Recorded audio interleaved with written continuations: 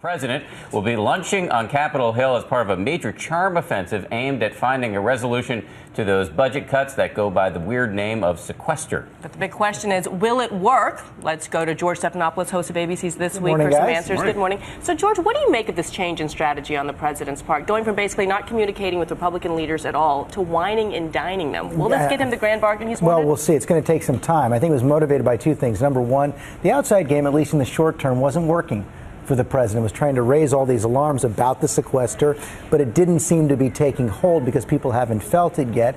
And number two, now that the sequester actually has kicked in, there's no other option but to try to build these relationships and see what can come of it.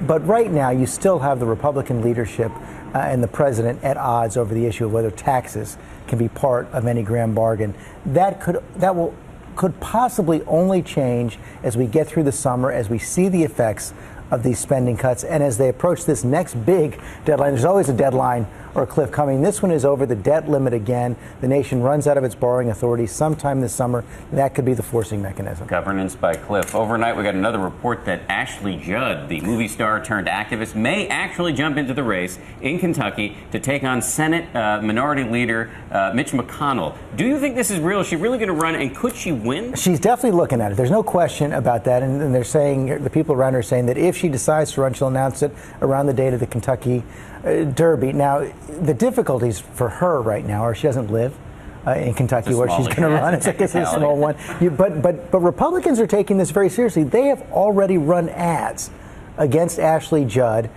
in Kentucky, pointing out that she doesn't live there, taking things that she said in the past that might not appeal to Kentucky voters. They take her seriously. They know that any long-term incumbent right now faces the threat of defeat. She's an outsider, that's for sure. So she's taking a hard look at it. Republicans are taking a hard look at it, too. We'll know in the next few weeks. And we've seen the transition from Hollywood to Washington before. Should be interesting to watch. All right, George, thank you.